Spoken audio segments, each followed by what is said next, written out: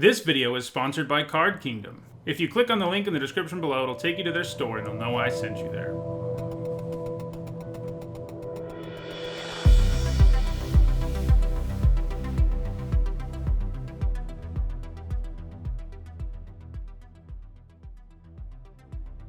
Hi everyone, I'm Nitsa Hone, and it's Friday, so that means it's time for another MTG Top 10, the series where I rank cards based on their historical performance at Magic's highest level of competition. Today, we're going to be looking at enchantments with the Saga subtype.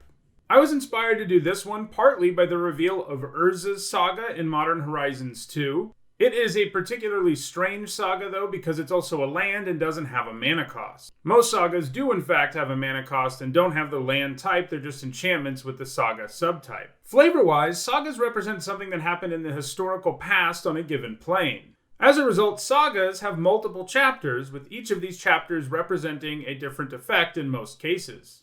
The first chapter of a saga triggers when it enters the battlefield, and you get the next chapters on subsequent turns after your draw step. And once the last chapter is over, you sacrifice the saga. Because you get various effects over several turns, the total mana you invest for a saga is usually a pretty good deal by the time you get to the last chapter. Basically, you get efficiency at the cost of speed. Right now, it seems like sagas are a deciduous mechanic. This means they aren't in every set like evergreen mechanics are, but they do come back periodically, and I think we can expect to continue to see them in the future. So far, we have 44 sagas, and in this video, I'm going to talk about the 10 that have left the biggest impact on competitive Magic.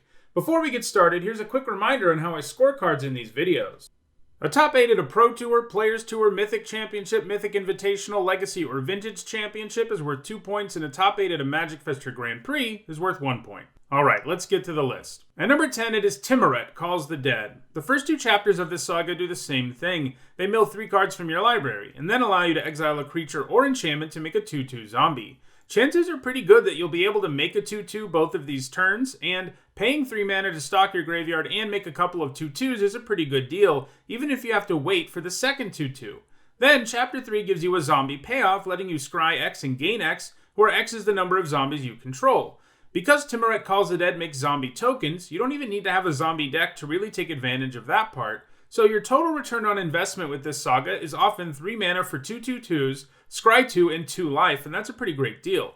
Tymaret Calls the Dead has gained all of its points in standard Rakdos aggro decks. These decks have a graveyard sub-theme, running cards like Cauldron Familiar, Woe Strider, and Kroxa, and obviously enough, Tymaret Calls the Dead synergizes really well with those types of cards. At number 9, it is the Flame of Keld. The Flame of Keld has a doozy of a first chapter that makes you discard your whole hand, so even though it costs 2 mana, this isn't generally something you're going to want to do really early. Chapter 2, though, does draw you 2 cards, so if you play it when you have 1 or 0 cards in your hand, you end up netting cards. Chapter 3 is where the real value is, though, since it makes all your red sources of damage do 2 additional damage. As you might imagine, the best home for a card like this is a red aggro deck, where you quickly play out your hand, then play this to get some more gas, and by the time you get to Chapter 3, there's a good chance your opponent will be taking lethal. The Flame of Keld gained all of its points so far in mono-red aggro decks while it was in Standard. It does have a few top 16 finishes in Historic and Modern, and it isn't entirely unlikely to gain more points in the future. At number 8, it is Kiora Best the Sea God. In terms of raw power, Kiora Best the Sea God is probably the best saga there is. It does cost 7 mana, but you really get your mana's worth here. Chapter 1 immediately gives you an 8/8 hexproof Kraken, and getting a creature like that drastically increases your chances of getting to the later chapters, which are also really powerful. Chapter 2 locks down all of your opponent's non-land permanents for a turn, which generally means you're cracking in with the creature token, and then Chapter 3 is a mind control effect, which is one of the most powerful things you can do in all of Magic.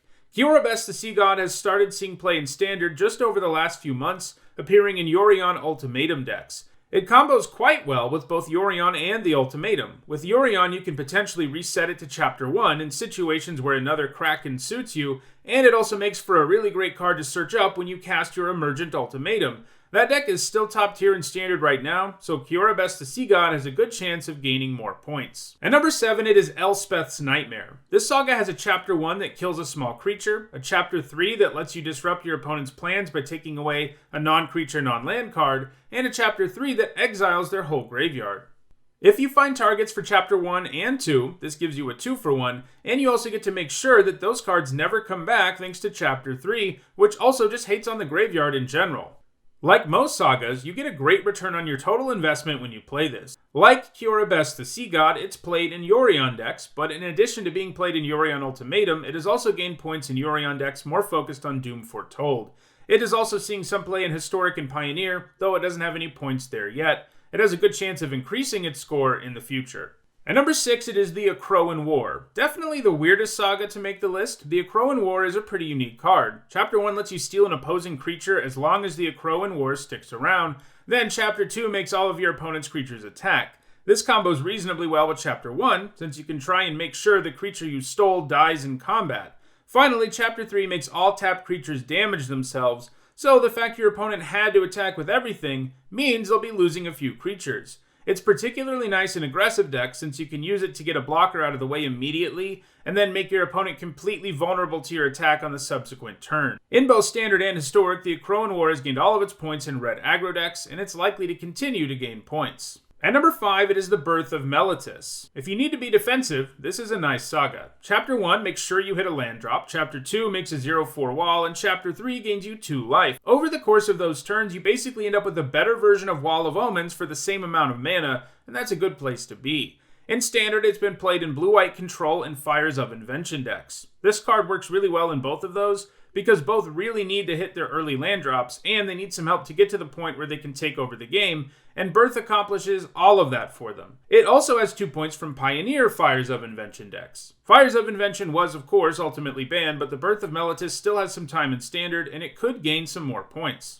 At number 4, it is Binding the Old Gods. With this saga, your most powerful chapter is definitely the first one, which isn't something that's true of most sagas. In this case, you get to blow up a non-land permanent right away. Chapters 2 and 3 are great additional value to have on such a good card, though. Chapter 2 ramps you, and Chapter 3 gives your whole board Death Touch, and that can definitely matter sometimes. Like some of the other sagas we've already seen, Binding the Old Gods is played in Yorion Ultimatum decks. Binding the Old Gods is among the best sagas to blink using Yorion since that Chapter 1 is so powerful. It has also gained some points in Historic Jund Sacrifice decks, where the fact that it sacrifices itself after Chapter 3 gives you some additional value because you have sacrifice payoffs. Binding the Old Gods has a ton of time left in Standard, and it's likely to continue to gain points.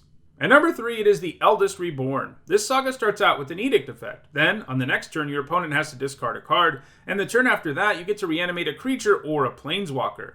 If all 3 of these go as planned, this nets you a 3-for-1 for 5 mana, which is pretty hard for your opponent to come back from. The Eldest Reborn gained all of its points in Standard, where it was played in the sideboard of aggro decks, to bring in against opponents who could make the game go long.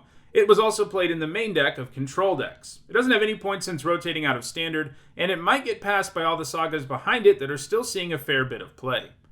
At number 2, it is History of Benalia, one of the most aggressive sagas there is. It gives you a 2/2 Knight on both Chapter 1 and 2, and then Chapter 3 pumps all your Knights for the turn, which obviously includes those 2 Knight tokens. The mana investment here is 3 mana for 2/2/2s who will attack as 4/3s for 1 turn, and that's a ton of damage. So far, History of Benalia's points have all come in Standard, where it was featured in aggressive decks like White Weenie and Orjav Aggro, as well as in the sideboard of control decks. It doesn't have any points since rotating out of Standard, but it has had some good finishes in Pioneer, just not good enough of finishes to get points out of them. And at number 1, it is Elspeth Conquers Death. By the time you play this, your opponent will generally have a permanent to exile with Chapter 1, then Chapter 2 will disrupt their plans a little bit, and Chapter 3 lets you reanimate a creature or planeswalker and give it an extra counter.